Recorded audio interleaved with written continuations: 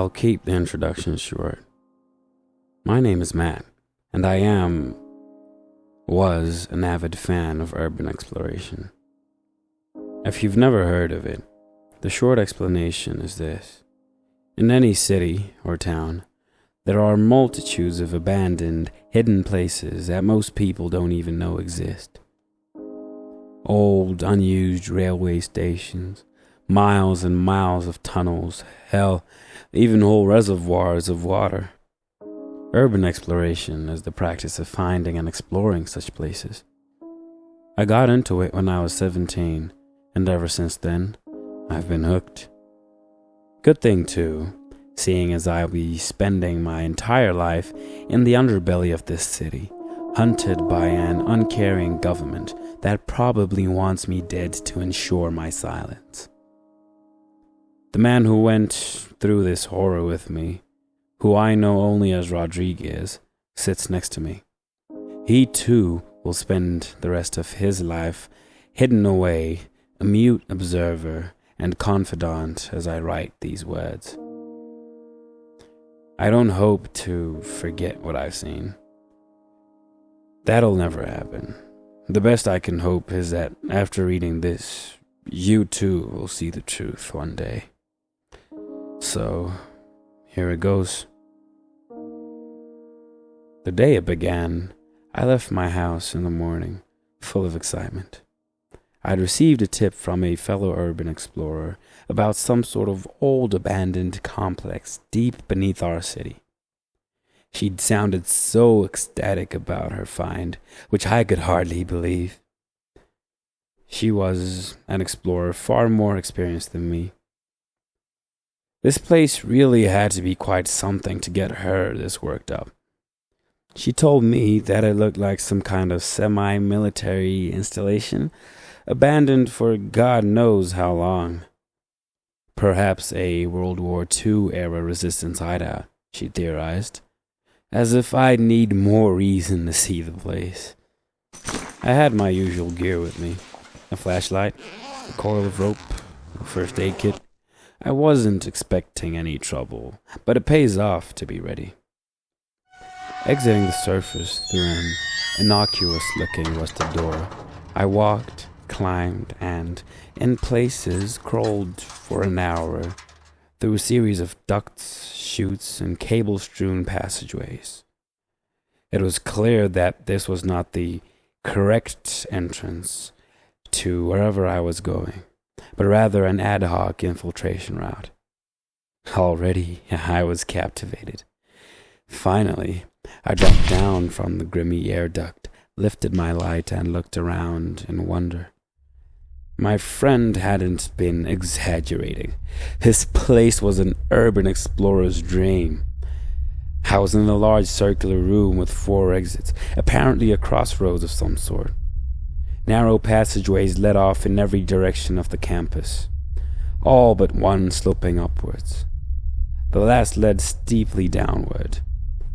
The floor, covered in a deep coating of dust, was broken up by waist-high concrete blocks, with shallow trenches excavated behind each one. Looking back on these events, I realized one thing. These concrete blocks, obviously intended to take shelter behind, were all facing towards the single downward-heading passageway. Whoever had built this place hadn't intended to defend against an attack from the surface, but from beneath the ground. In my excitement, I somehow managed to ignore this fact. After taking a photo of my surroundings, I continued down one of the passageways. Obviously, I took the one heading downwards. The corridor went on for about half a mile before ending at a large iron door. An iron circle set in its center. I grabbed it and pulled. At first it wouldn't budge, but after several hard pulls it swung open with a squeal of rust-covered hinges. Beyond was another room, this time with only a single other corridor, again leading down. I gasped. The center of the room was dominated by a wide wall of sandbags. Several heavy machine guns, the kind you see in scenes of trench warfare, were mounted on the top. All were pre-aimed at the corridor heading downward. I went closer, rummaging for my phone. This was unlike anything I'd ever seen while exploring. Old abandoned underground stations were one thing. Goddamn machine gun nests were another.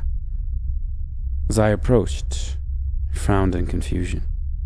The floor was covered in a heavy coating of dust, but around the sandbags, large booted footprints were imprinted in the grime. I stooped down to take a closer look. The prints were fresh, days old, at the very most. Someone had clearly been tending to this place recently. I shone my light up. The trail led off into the dark of the downward corridor. A small, nagging doubt pulled at me. Someone was clearly using these tunnels. Might it have been my friend? No, that couldn't be. She'd have told me if she'd found something like this.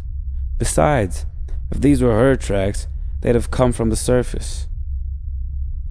I should have turned back at that point. Why didn't I? Some goddamn curiosity, the thrill of discovering something new, stopped me from doing the reasonable thing.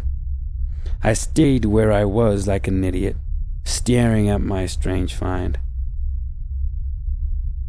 A half-heard sound up ahead made me look up.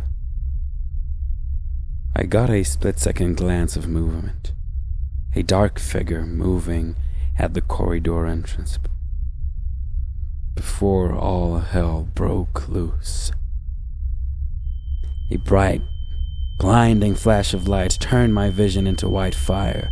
There was a sound like rolling thunder all around, unceasing. I was blind and deaf. Distantly, as if in a dream, I felt myself falling to the ground under the sensory assault. A second, and yet an eternity later, the attack on my senses stopped. Through the ringing in my ears, I heard the stomp of boot-clad feet. "Contact!" Someone yelled in the whiteness my sight had become. There was a loud bang and something impacted the concrete right next to my neck. I'm being shot at, I thought numbly. "Hold fire!" yelled another voice, deep and authoritative. "I've got no reading on the spectrometer. It's not one of them. What if it's a ghoul?" A third voice. "Ghouls don't get caught at the wares like this. He's a civvy. Get your gun out of his face, for Christ's sake." "What's a civilian doing down here, Rodriguez?" "No idea." That was the commanding voice again. "Bag him. He has to come with us." Rough hands gripped me. I swung blindly at their owner and missed. A split second later, something with the force of a sledgehammer hit my face. I staggered, reeling from the impact. Before I could recover, a rough bag was placed over my head. I screamed. Another blow. "Don't struggle," came the voice again. "If you do, I'm authorized to use lethal force to neutralize you." "Please, You will remain silent. You will not struggle. You'll come with us. Nod if you understand." My mind raced, adrenaline and panic threatening to overcome me. I was blind, miles from the surface and surrounded by armed people. In under a minute, this trip had gone from intriguing to horrifying. I nodded mutely. "Get him up," came the voice. Someone hauled me to my feet and led me forward, stumbling and blind deeper underground. At first, I tried to keep my wits about me, remember the distance, the directions we took. If I could somehow escape these people, whoever they are, I'd need to backtrack to find my way out and to the surface. Soon, however, I gave up. The disorienting, suffocating blackness of the bag made it impossible to keep any sort of bearings. Once, after half an hour of silently stumbling through the dark, I tried to beg with my captors. "Please," I began.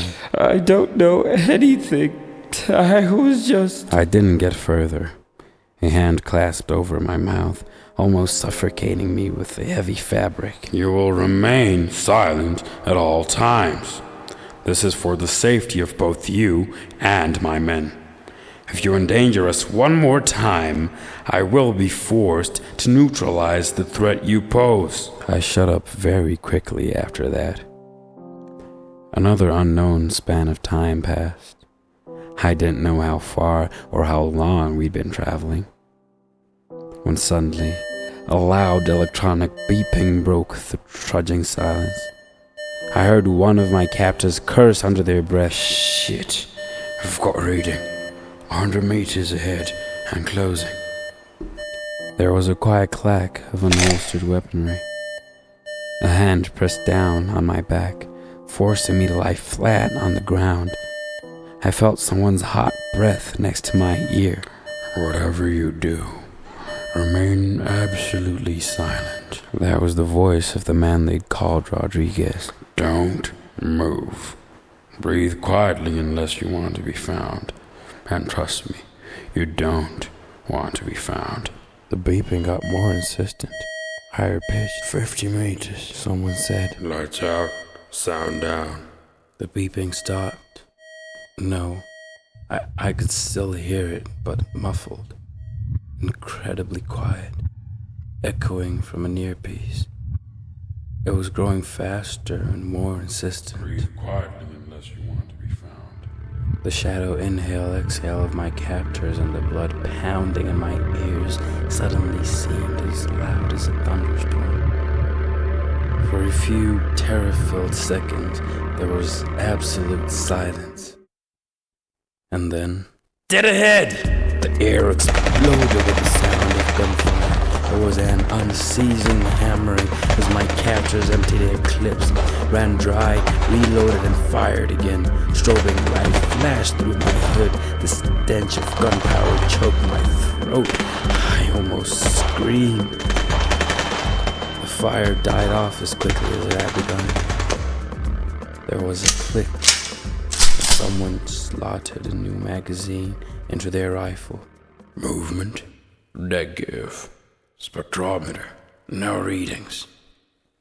It's either dead or escaped. Get the civvy up. We need to move before more of them arrive." I was hauled to my feet. This time, we didn't walk down the corridor, but went at a brisk jog, strong arms holding me up whenever I stumbled. Finally, just when I thought I couldn't take any more, we stopped. There was a grinding of iron hinges. Through the black bag over my head, I could hear voices, the hum of machinery, the bustle of activity. The air changed, becoming warmer, more packed. Somehow I knew I was in a massive room, or maybe a cave. There were unseen people all around me. I was led forward again, up a steep flight of stairs and along some sort of gangway. A door squealed open, then shut behind me. Without warning, the bag came off my head, and I squinted at the sudden light. I looked around, amazed, afraid, and confused in equal measure. I was standing in some sort of large office. Maps and reports papered the gray concrete walls. The heavy steel table dominated the center of the room. Behind it, mounted on the wall, was a massive electronic display showing an intricate map of interweaving corridors, rooms, and caverns. Various points on the map glowed green, while several blinked a threatening red. A man stood behind the desk. He was tall and muscular, with salt and pepper hair, dressed in combat fatigues, and a plain black shirt. A gun was holstered at his waist. Before I could say anything, he held out his hand to me. "My name is Major Rogers. I'm sorry for the rough treatment you've had, but it was, unfortunately, quite necessary. Utterly confused, I took the offered hand and shook it limply. Matthew Daniels. Roger smiled at me, though it was a forced expression. I'm sure you have many questions, but I'm afraid I can't answer any of them.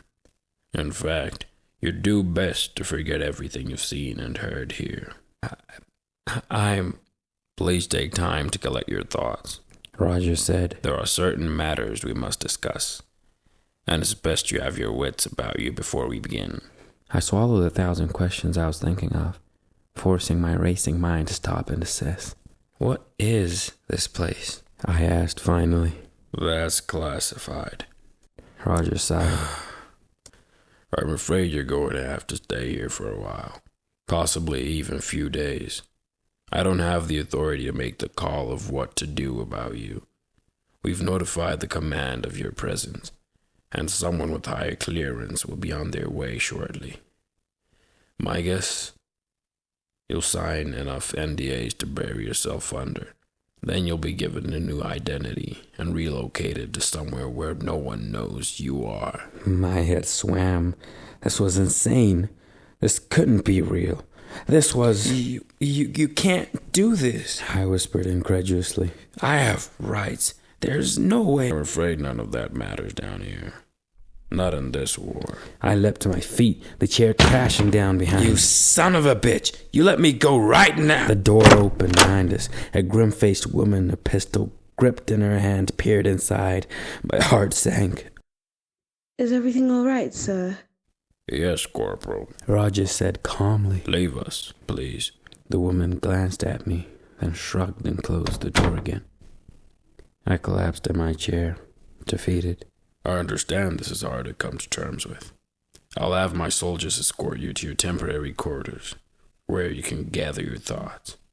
Then we... Without warning, a wailing siren drowned out the mage's words. He wheeled around. On the screen behind him, green lights were rapidly turning red all over the map, all converging on one place. From outside the office, I heard frantic activity, snatches of desperate reports and orders. Spectrometers 12 to 47 triggered. I've got movement in all western tunnels. This is Delta Camp. Requesting immediate. Rogers grabbed the microphone from his desk, keyed it on, and brought it to his lips. Code black. And repeat, code black.